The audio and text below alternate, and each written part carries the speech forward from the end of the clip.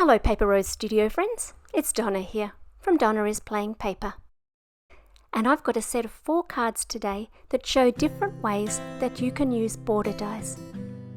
Most of these cards are going to use a patterned paper called Inky Antics as their background, and all 4 cards highlight a different technique. Let's get started, shall we? Paper Rose Studio border dies cut a strip from your paper, leaving both sides intact, and you can use them to cut a gap out of your card front, or you can back them with paper. That's the simplest way, and that's what we're going to do first. A simple backing and a sentiment. This backing strip just needs to be wider than the gap that it's going to sit behind.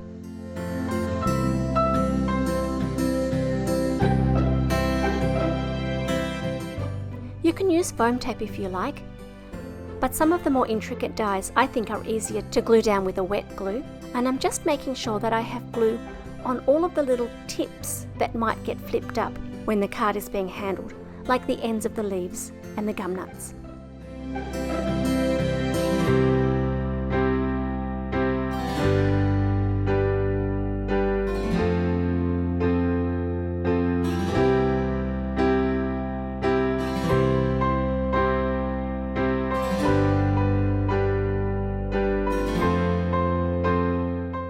This is such a quick and easy way to use border dies, and you can either create your own beautiful papers to go behind, or choose something that you have in your stash already.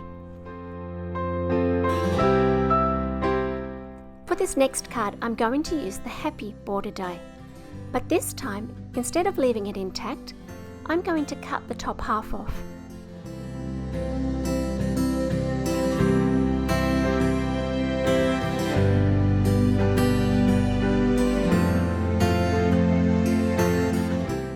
I need my scissors just to tidy up the points on those P's. And then I have the word happy, which I can use as a lower half of my card. I'm going to grab just the word birthday from the same Rainbow Poppies sentiment sets that I used for the first card. And I'm going to add stitch detail to both the background and to the edge of the happy to match the stitch line that already runs across.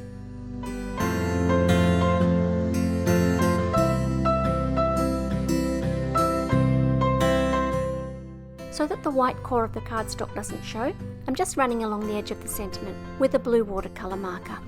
This die is not so intricate as the first, so I have taken the time to put all the little strips of foam tape on to pop the happy and the birthday up from the base of the card.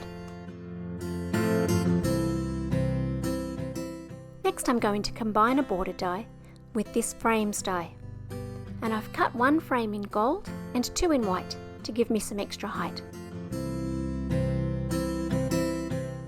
I'm going to use the Pebble Border Die this time. I've cut this from a scrap of paper that I had on my desk because I don't need the edges. And I've placed that on top of some double-sided tape. If you don't own double-sided tape this wide, you can easily run strips of tape off a roll, and it does the same job, it's just a little bit more of a fiddle. Just because a die says it's a border die, we don't need to use it like that.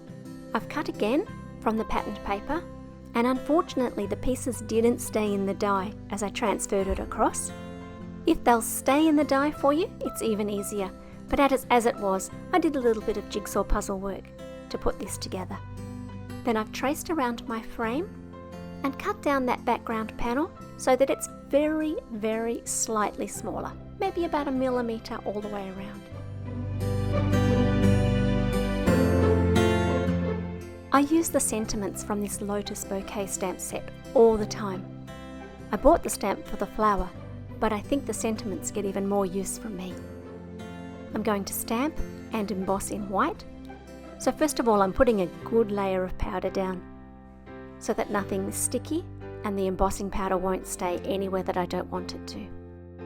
Then I'm stamping in clear sticky ink, this one is called Versamark, and embossing the sentiment with white.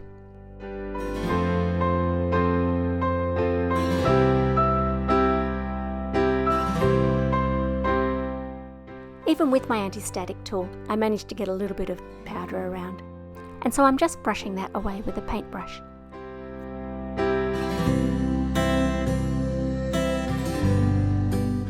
Then, because we use double-sided tape, our panel already has adhesive on it. That makes the final step very easy. This card is a dark brown. If I'm giving this as a gift for somebody else to give away, I like to put a white insert in the middle to make it easy to write in. I just use thin paper and a single line of double-sided tape.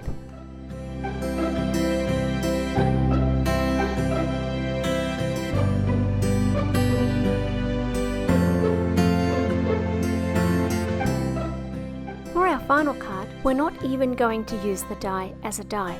Instead, we're going to emboss with it. I'm first of all putting a super light layer of clear embossing ink on the die.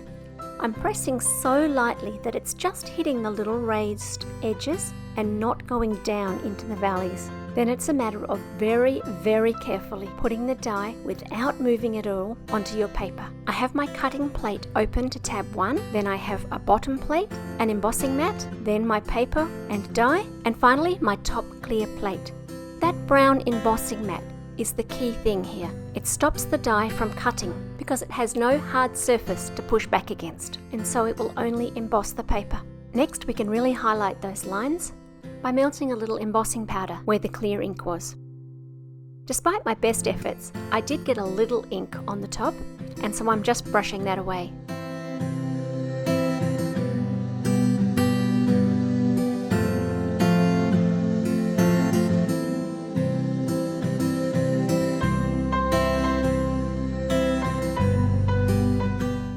The embossings come out really beautifully, but the paper is a little bit warped. I didn't pre-wet it, and perhaps I should have. To get around this, I'm going to cut the panel down in a little while. But first, I'm going to add some colour. I'm using my blending tools that I've brought back out of retirement, and I'm just blending on a little green for the leaves, a little pink for the flowers, and some weathered wood, which is a blue-grey for the bricks. The colours all blend together to give a little bit of a grunge look. If you like things neater, you can use a smaller blending brush, like one of those finger dabbers, and be a bit more careful with your blending.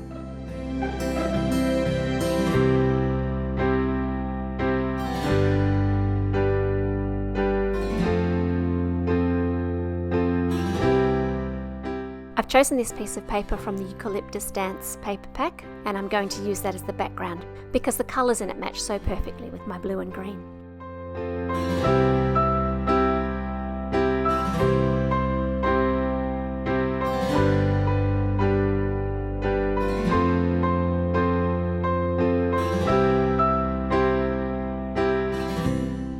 The sentiment comes from the Daisy Bouquet stamp set, and I'm stamping that in black.